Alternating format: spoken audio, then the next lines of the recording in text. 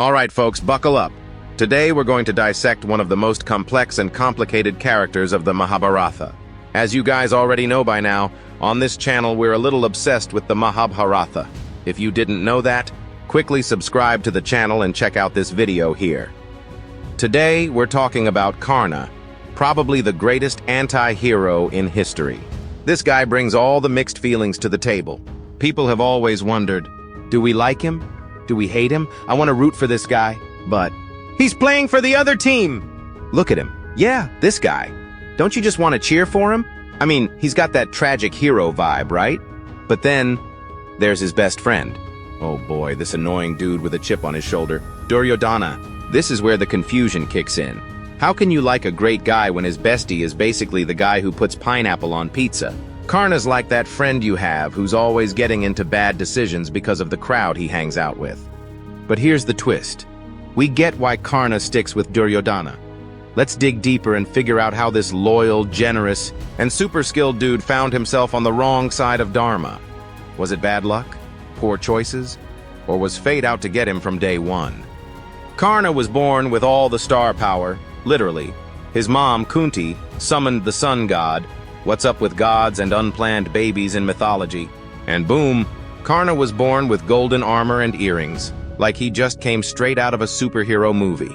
But plot twist, Kunti wasn't ready to explain that whole divine baby thing to her family, so she pulled a Moses, put him in a basket, and sent him down the river. Mother of the year, right? And so Karna was found and raised by a charioteer's family, which was kind of like growing up royalty. But without all the perks. Think of it like being a prince but with zero Wi-Fi and a flip phone. Now, here's where Karna's struggle begins. The dude was born to be a king, but thanks to being raised as a charioteer's son, he was constantly looked down upon. It's like being a star quarterback with a jersey that says Waterboy. The more he got rejected, the more determined he became to prove that he was the real deal, better than any of the Pandavas, including Arjuna. But life didn't get any easier. Karna was great at archery, but every time he tried to show it off, society was like, nah bro, wrong cast.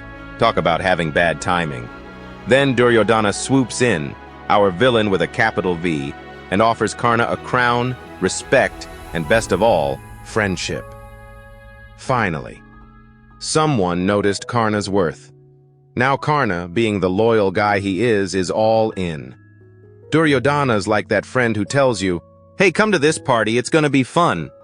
But then the party is at a sketchy location and suddenly you're dodging the cops. That's how Karna's life with Duryodhana goes. Now let's talk about the curses because you know it's not a Greek tragedy, or in this case, an Indian epic, without some divine-level curses thrown into the mix. First up, Karna goes to study under Parashurama, one of the greatest teachers of war. But there's a catch. Parashurama only teaches Brahmins. And Karna? Yeah, he's no Brahmin, but he's determined, so he fudges the truth a bit. Hey, don't judge. Everyone's lied on a resume at least once. Everything's going fine until one day, Karna takes an epic bee sting like a warrior. No flinching, no screams, except Parashurama's not impressed. Turns out, Karna's inability to feel pain makes Parashurama realize he's a kshatriya, not a Brahmin. Busted. And with that, Parashurama curses Karna. His punishment? When Karna needs his skills the most, he'll forget everything. Yep, it's like cramming for an exam all night only to blank out during the test. Next curse? Karna once accidentally kills a Brahmin's cow. Cue Brahmin rage. The Brahmin curses him that his chariot wheel will get stuck during battle, which, spoiler alert, is exactly what happens later. Talk about bad karma, pun intended. But here's where things get juicy. You'd think Karna, being the eldest Pandava and all, would ditch Team Duryodhana when Krishna comes to him with a massive opportunity. Hey, Karna, come over to the good guys. Be the rightful king. I'll throw in some bonus brothers, too. And you know what Karna says? Nah, I'm good. Why? Loyalty. Pure, unbreakable loyalty to Duryodhana. I mean, who does that? It's like finding out you're the CEO of a company but choosing to stay at your job because your boss gave you a free coffee once. Karna's like, look, I get it. I'm the firstborn Pandava. But Duryodhana? He's been there for me when nobody else was. Sure, he's a bad influence, but loyalty means everything. That's Karna's problem in a nutshell. His loyalty is so strong, it overrides even his own good sense. He's that friend who sticks by you, even when you're making the dumbest decisions. You can't help but feel for the guy, even though you know this train is heading for disaster. Fast forward to the battlefield of Kurukshetra. It's go time. Karna versus Arjuna. The duel of the century. But remember those curses? Yeah, they decide to kick in right about now. First, Karna forgets how to use his celestial weapons, just like Parashurama promised. Then, as if fate wanted to rub salt in the wound, his chariot wheel gets stuck in the mud. Seriously, it's like the universe was trolling him. Here's the real kicker. Karna gets down from his chariot to fix the wheel. Arjuna, being guided by Krishna, seizes the moment and shoots the fatal arrow. Is it fair? Nope. Is it tragic? Absolutely.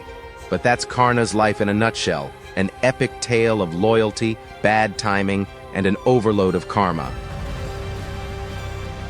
In the end, Karna's story leaves us conflicted. He's the guy we want to root for, but he's stuck on the wrong side, making bad decisions for all the right reasons. He's a hero who never got his happy ending, a man defined by his unshakable loyalty and crushing fate. So, what do we take away from Karna's story?